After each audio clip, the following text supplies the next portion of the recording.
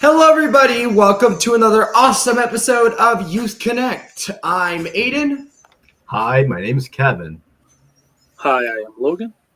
Hi, I'm Jeffrey. And welcome to our Youth Connect. Hi, guys. I hope that you guys are having an awesome Friday. Temperatures are going to get a little bit warmer now, and I feel like everything is coming out a little bit better. Now, for those who don't know, what in the world is Youth Connect? Well, Youth Connect is a news, interest, entertainment show that was created for you. Yes, the viewers that are watching right now. News that is definitely going to be sure that is gotten from sources that you can trust, and that's always great. I think that you guys are going to love it, but it's news interest. You got stuff like, for example, let's think. We got some video game news. We got some world news, interesting facts, cooking knowledge, and even some live music. We've got a little bit of everything. I know that this is going to be a show that you are going to love. And if you don't love it, that's okay, because not everybody is going to take this cup of tea. But for those who do want to stay, welcome to the show. Anyways, if you guys know Youth Connect, the first thing that we always have to do is some gaming news.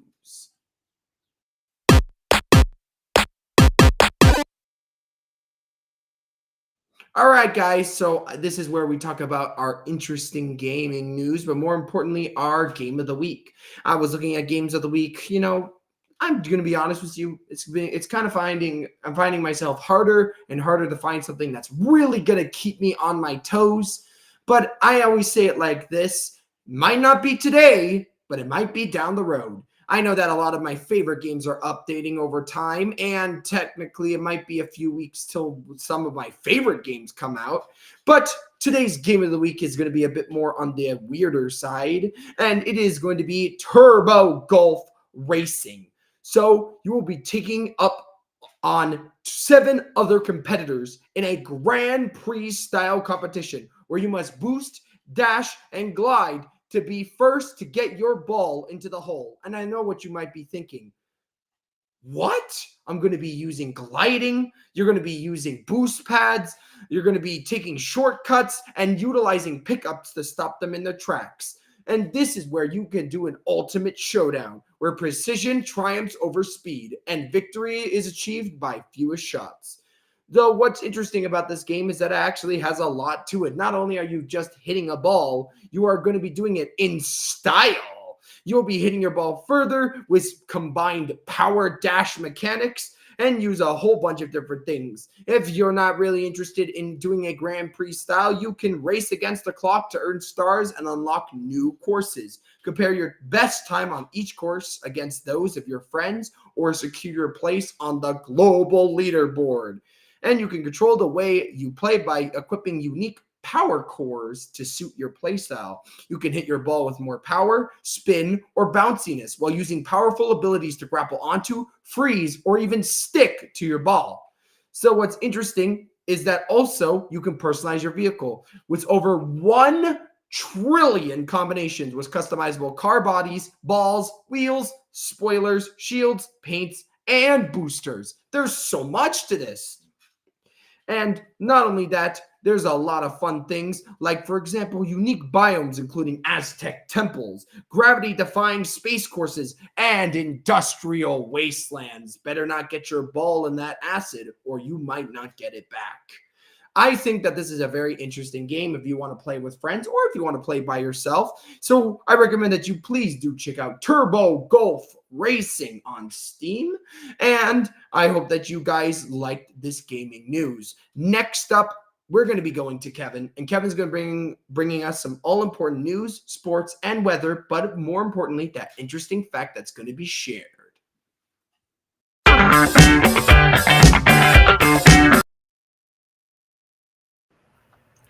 Hello, everyone. Welcome to Youth Connect News. I'm your host, Kevin Aruja, and let's get right into the headlines.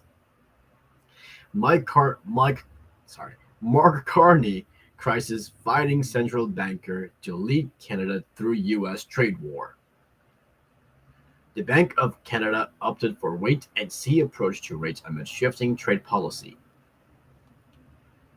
Power restored Power was restored to most customers after storm causes widespread outages in Toronto. Leave still in Battle of Ontario driver's seat, but last playoff but the past playoff failures and loom large. The Prime Minister Mark Carney, whose Liberal Party won Canada's election on Monday, is a two-time central banker and crisis fighter who now faces his biggest challenge of all, steering Canada through US President Donald Trump's tariffs. Carney's ruling Liberal completed their comeback win over Pierre Poilievre's Conservatives, but secured a minority government that fell short of the strong mandate that the former central banker had sought. Carney had never held office, which would in normal times have undermined his candidacy in Canada, but the high-profile banking career played to his advantage, with the Liberal leader arguing he is the only person prepared to handle Trump. Carney was elected Liberal leader in March, replacing former Prime Minister Justin Trudeau, who resigned amid low approval rating after nearly a decade in office. Carney was the first person to become Canadian Prime Minister without having any experience as a legislator or cabinet member. Carney won praises for his handling of a financial crisis, when he created new emergency loan facilities and gave unusual explicit guidelines to keeping rates at record low levels for a specific period of time. After launching the Glasgow Financial Alliance for Net Zero in 2021 to act as an umbrella group for financial sector efforts to get to net zero emissions. Carney oversaw a surge in the membership as a board's rushed to sign a willingness to act. As the implications of moving to renewable energy began to filter down the economy, though, a political backlash from some U.S. Republican-controlled states accusing companies of breaching antitrust rules ultimately led a few large U.S. companies to drop their membership. Carney has also served on the board of Brookfield Asset Management and was chair of a Bloomberg board, had but resigned his UN special envoy position and left all commercial posts after he launched his bid for his Liberal leadership. Uncertainty about both the rapidly changed U.S. trade policy and the impact has having on the Canadian economy dominated discussion by the Bank of Canada Governing Council in the lead-up to its interest rate halt earlier this month. The group also identified some key metrics for assessing the effect of tariffs on inflation as it makes monetary policy decisions, according to the summary of deliberations released on Wednesday about his April 16th decision. The decision to keep the benchmark rate as a 2.75% came to the heels of U.S. President Donald Trump's April 3rd tariffs, which targeted a slew of countries and royal markets. The council, headed by Governor Tiff Macklem, ultimately opted to keep its powder dry, with some members arguing a rate could cut up ended up being premature if tariffs and counter-tariffs led to a rapid rise in inflation. The council considered two options during its meeting: a quarter percentage point cut or a hold. Ultimately, the members agreed to maintain a 2.75% rate and develop a framework to assess the opposing pressures on inflation, which is tariffs create weaker demand on higher costs, a particularly tricky situation for central banks to address with monetary policy. That framework will see them pay attention on how tariffs might reduce demand for Canadian exports and how that lower demand would weigh on business investments, employment, and household spending. The first was built around the possibility for inflation to be relatively muted if the tariffs are short-lived, but uncertainty persists for a time. The second scenario focused on tariffs being larger and permanent, leading to a recession and inflation rising about 3% next year. The Toronto Hydro says crews have restored power to most of its customers following a brief but impactful spring storm on Tuesday. Toronto was under weather alerts for a portion of the afternoon as strong winds and thunderstorms developed into the evening hours. Toronto Hydro said on Wednesday morning crews will continue with cleanup and restoration efforts throughout the morning until all impacted customers are back online. Toronto Hydro said it had responded to several outages across the city due to the winds by 7:30 p.m. on Tuesday. Crews had been working on to restore powers to customers, but by 11 p.m., many were still in the dark. Toronto Hydro's outage map showed more customers without power in various city spots on Wednesday morning, but a spokesperson said restoration times are preliminary and nothing changed to better reflect the situation once crew arrives on site to assess damage and identify the issues. Tuesday's storm led to a brief evacuation in downtown Toronto outside for Scotiabank Arena. Many gathered at Maple Leaf Square for the hockey team playoff games. Fans eventually returned to the square once the storm had passed. Elsewhere in the city, police responded to various calls, including an incident in Midtown Toronto where was critically injured after was struck by a fallen tree branch. In sports news, Austin Matthews stood in a somber, all too familiar feeling locker room. The Maple Leafs captain said all the right things to wall off cameras, flanked by reporters moments after his team wasted yet another opportunity to end an opponent's season. Matthews sported a calm, we've got this demeanor. A tortured fan base, however, has seen similar playoff scripts. The deep scars remain, the painful memories are hard to cast aside. Toronto has seen its 3 out of 0 led over to the upstart on Ottawa Senators, bullied to 3 out of 2 falling back to the draft of 7 series goes Thursday in the National Level's capital, but the screw has been tightened and ugly narratives have begun to resurface to battle up Ontario. But the history is impossible to ignore. Toronto is now abysmal 1 out of 13 in a potential series clinching game since Matthew and Mitch Marner led the original 6 franchise out of the town to the Studs rebuilt in 2017. Toronto lost the special teams battle. The opposition goaltender played well. The Leafs took tense and nervous at times. Pucks chimed up post and chances were squandered. The talented lower core of Matthews, Marner, William Nylander, and John Tavares couldn't break through when it mattered most. The club shoot things off last season when it hired Stanley Cup hoisting head coach Craig Berube, added more blue line bite, and shored up the goaltending.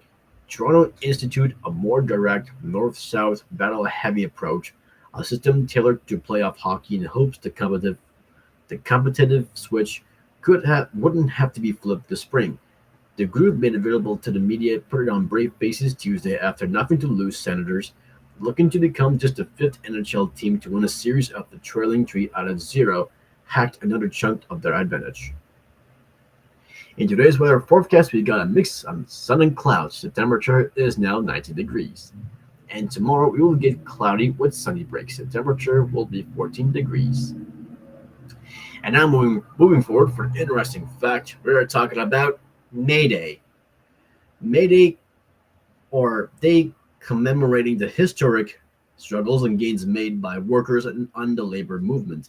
Observed in many countries on May 1st in the United States and Canada, a similar observance known as Labor Day occurs on the first Monday of September. In 1889, an International Federation of Socialist Groups and Trade Unions designated on May 1st as the day in support of workers, in commemoration of the Haymarket riot in Chicago, 1886. 5 years later, U.S. President Grover Cleveland, uneasy with socialist origins of Workers' Day, signed legislation to make Labor Day, already held in some states in the first Monday of September, the official U.S. holiday in honor of workers. Canada followed suit not long afterwards. So I got 6 interesting facts about May Day. The first fact is the Maypole dance.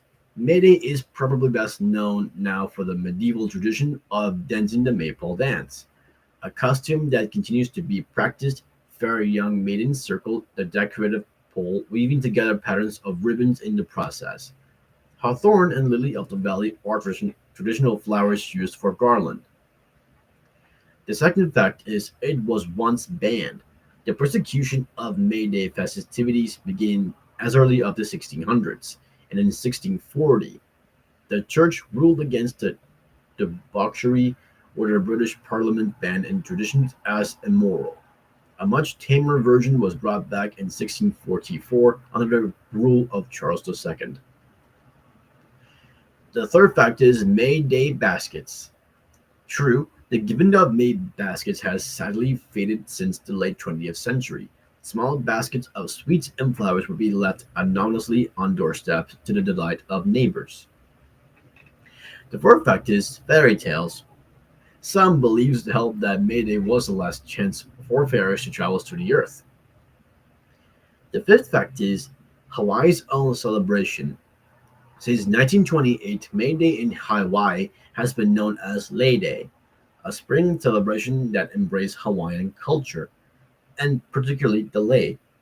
The holiday song May Day is Lei Day in Hawaii was originally a foxtrot, but was later rearranged as a Hawaiian hula.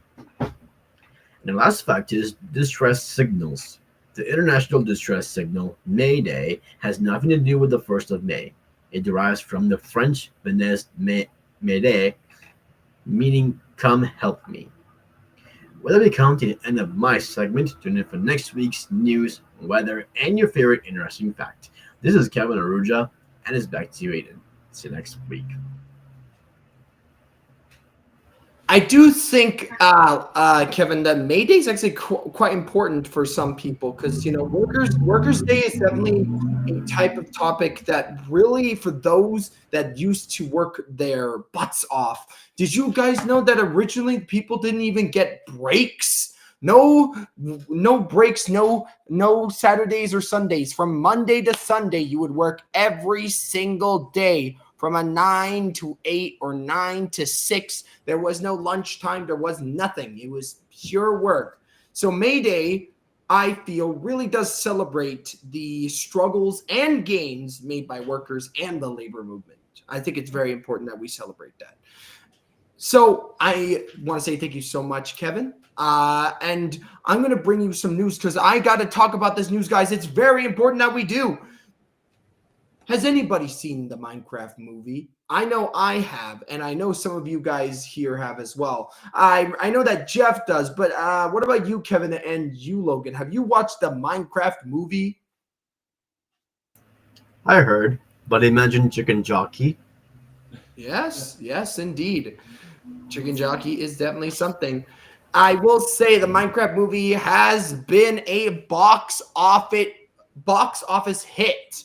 A lot of kids and teenagers and even adults have been losing their minds quite literally and quite physically by throwing popcorn and stuff all over the movie theater.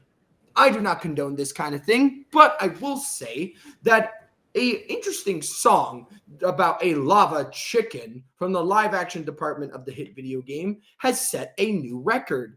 It is actually the shortest track to ever make it on the Billboard Hot 100 chart. So I will say the movie was interesting, to say the least. Obviously, for me, as a hardcore Minecraft fan, I expected certain things. But if you are not a Minecraft fan like my mom or my dad, they said that the movie was absolutely brilliant. Now, I don't know. I know Jack Black really, once again, carried the entire movie on his back by showing him making several funny clips and several funny songs in the series, much like his famous Peaches song for the Super Mario Bros. Movie. Lava Chicken, a very popular song, has actually debuted at 78 out of 100, which is pretty impressive considering that this song is quite literally only 34 seconds long. It is probably one of the shortest songs ever. And previously, that record was held for Kid Cudi's 2020 song Beautiful Trip, which was only 37 seconds long. So I guess it set a new record. But Steve's Lava Chicken has also cracked the top 10 on the Hot Rock Song chart. And Jack Black's previous big video game, Peaches, from the Super Mario Bros. Movie, was an even bigger hit for the actor. And it actually reached the 56th spot on the Hot 100 list. Now, will Steve's Lava Chicken be able to beat that high point? Probably not. But quite shockingly, we have seen it rise the ranks, and I'm really proud. They have done absolutely amazing. Jack Black always makes amazing songs, and I can't wait to see if it's going to win any other awards. Anyways, if you guys haven't heard of Steve's Lava Chicken, please do hear that song. I love that song. Best song ever. And the movie was funny, I will say. I will say that Jack Black carried it. It was a good movie for those that don't know Minecraft lore. And other than that, I hope that you guys enjoy this news. Now, I will have any extra news next time on Youth Connect if there is any changes in the ranking. But for now, it does sit at number 78. But that's still amazing. Out of 100 songs, the most played song in place for 78th. I'm at a loss for words. A 34-second song, 78th rank out of 100, out of billions of songs, guys. Way to go. Anyways, next up is Logan, who has with us some cooking knowledge that he has to share today. What will it be, and what will it be about?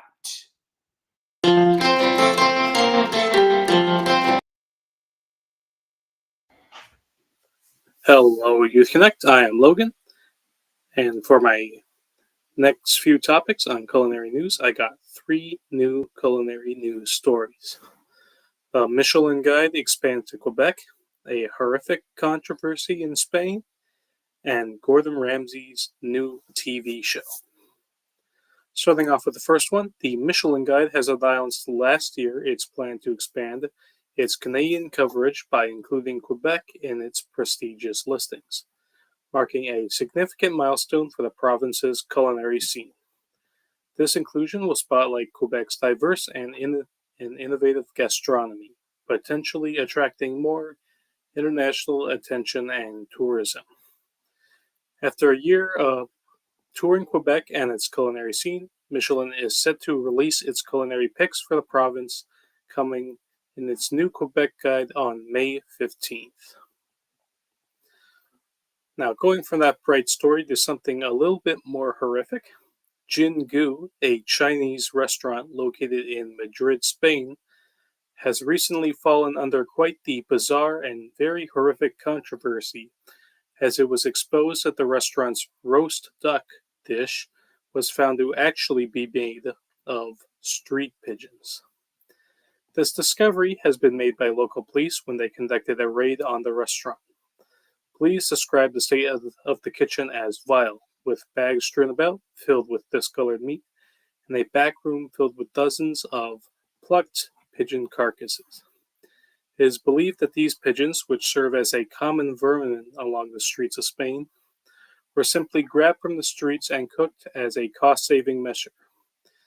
Investigations have also found numerous health violations around the restaurant, which include broken refrigerators and unlabeled containers filled with food.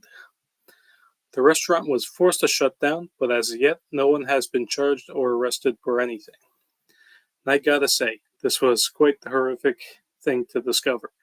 When I looked at the news article covering about it, there were pictures, unfortunately, and I had to subject myself to those pictures.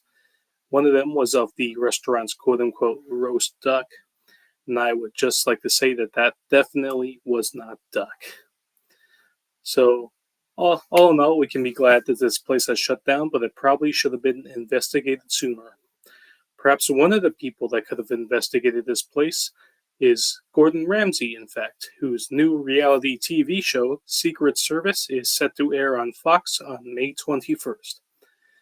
In this TV series, Ramsay will be going into restaurants under the cover of night, and with the help of a secret insider source, will gather evidence about the problems facing the various establishments. When asked about this new show, Ramsay simply said, "Over the years, I've embarked on many daring adventures alongside my partners at Fox, and Secret Service is the most intrepid of them all. With undercover help and cutting edge technology, I get to go full MI6 on these restaurants, and they'll never see it coming. Now, Ramsey has always been able to infuse every new TV series he's been in with his distinctive personality and his unrivaled stakes. And with a daring new concept like this one, his fans are sure to eat it all up. Anyway, those are my 3 stories for this week. Thank you all for listening, and back to you, Hayden.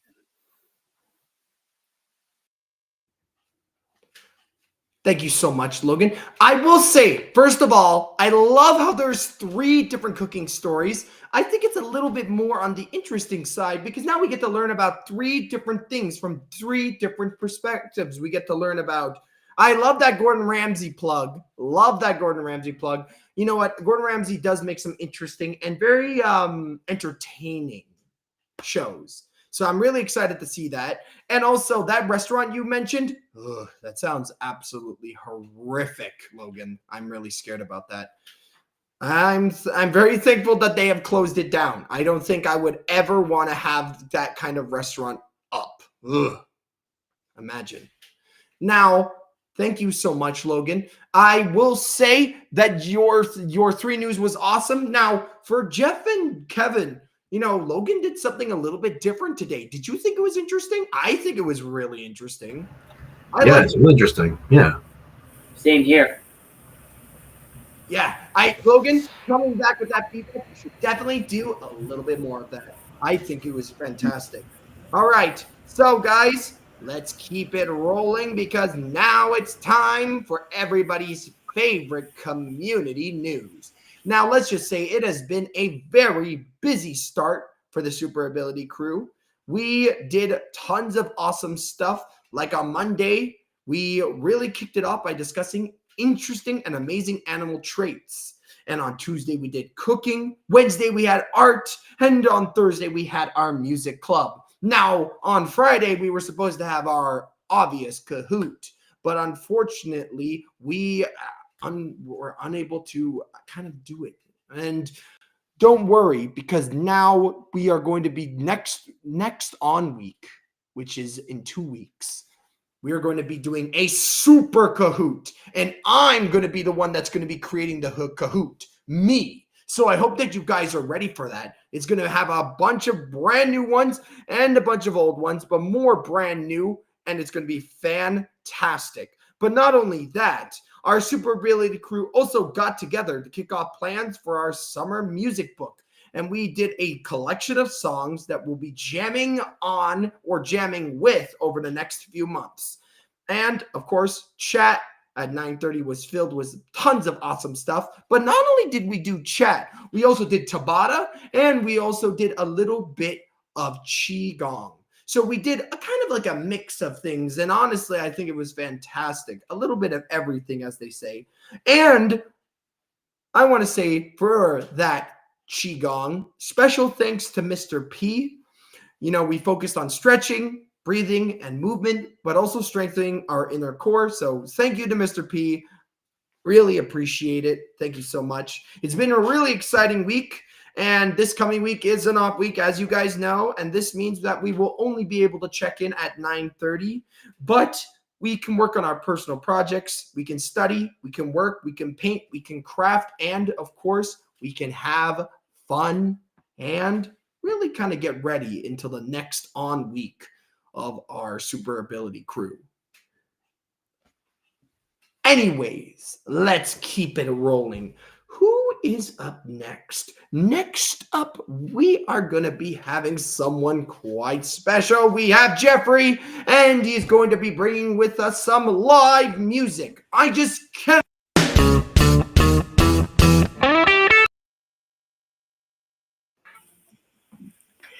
Hi, everybody. I'm Jeffrey, and I'm performing some live music. Great to be here, first of all. Thanks, everybody. Song I'm going to be playing is Banana Pancakes by Jack Johnson. Any of you guys feel in that folky mood? This is a song for you.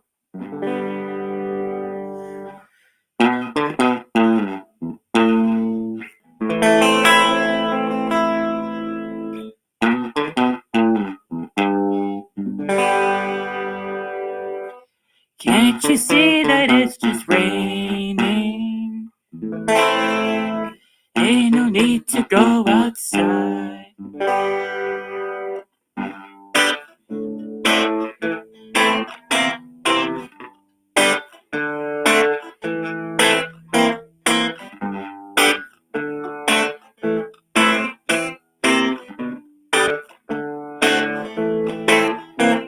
You hardly even notice when I try to show this song is meant to keep you from doing what you're supposed to. Waking up too early, maybe we can sleep in. Make banana pancakes, pretend like it's the weekend now. We pretend it all the time. Can't you see that it's just raining? Ain't no need to go outside.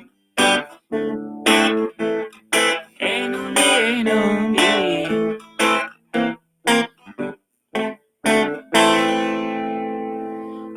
But maybe like a ukulele, mama made a baby. Really don't mind the practice, cause you're my little lady. Lady, lovely, I love to lay you lazy. We can close the curtain, pretend that there's no world outside. We pretend it all the time. Can't you see that it's just raining? Ain't no need to go outside. Ain't no need, ain't no way. Ain't no day I don't mind. Can't you see, can't you see? Ain't day I don't mind. Telephone saying it's too early, don't pick it up. We don't need to, we got everything we need right here. Everything we need is enough. Oh, it's so easy when the whole world fits inside of your arms. Don't really need to pay attention to the alarm. Wake up slow, oh, wake up slow. But baby,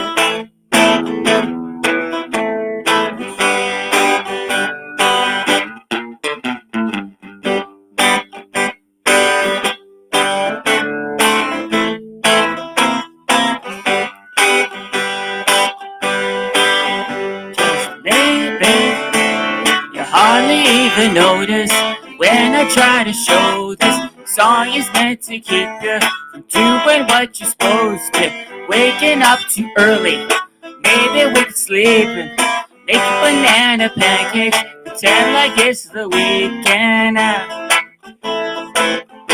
We pretend it all the time. Can't you see that it's just raining? Ain't no need to go outside. Ain't no need, ain't no need. Rain or day and I really don't mind. Can't you see, can't you see? Rain or day and I don't mind. Baby, you hardly even notice when I try to show this song is meant to keep you doing what you're supposed to. Waking up too early, maybe we could sleep. Make banana pancakes, pretend like it's the weekend now. We can pretend it all the time. Can't you see that it's just raining? Ain't no need to go outside. Ain't no need, ain't no need. Ain't no day and I don't mind. Can't you see, can't you see? Gotta wake up slow.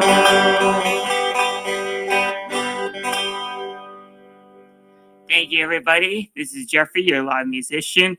I can't wait to see you all next time, and back to you, Aiden. Bye-bye, everyone. Jeff, I will say that I felt the beat in that song. You were jamming out. It was absolutely fantastic, Jeffrey. I loved it. You know, Banana Pancakes is a really hard song because the strum is you can't let the strum kind of like reverberate. You have to stop it. So you have to like really do it. And Jeff, you were rocking it. I saw you moving with it. You know, that was one of your best performances, Jeff. Absolutely amazing. And the cherry on top, as I like to say, of our Youth Connect. And that brings us to the end. Now, if you like Youth Connect, I need you to like, comment, and subscribe. And don't forget to click the bell. Other than that, guys, I really do hope that you have an amazing weekend. Today's nice, and hopefully the weekend is going to be even nicer. Thank you so much to Kevin, to Jeff, and to Logan. Do a barbecue today, guys. Get some family over. You never know. It's going to be a lot of fun. Anyways, I hope to see you all next time when we do our Youth Connect. Goodbye, guys. Bye-bye. Bye. Catch you later. Bye.